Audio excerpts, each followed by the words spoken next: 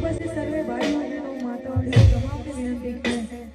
ગરબાની શરૂઆત અહીં આપણે કરી દીધી છે એટલે ઝડપથી બધા ગરબાની લાઈનમાં જોડાઈ જાઓ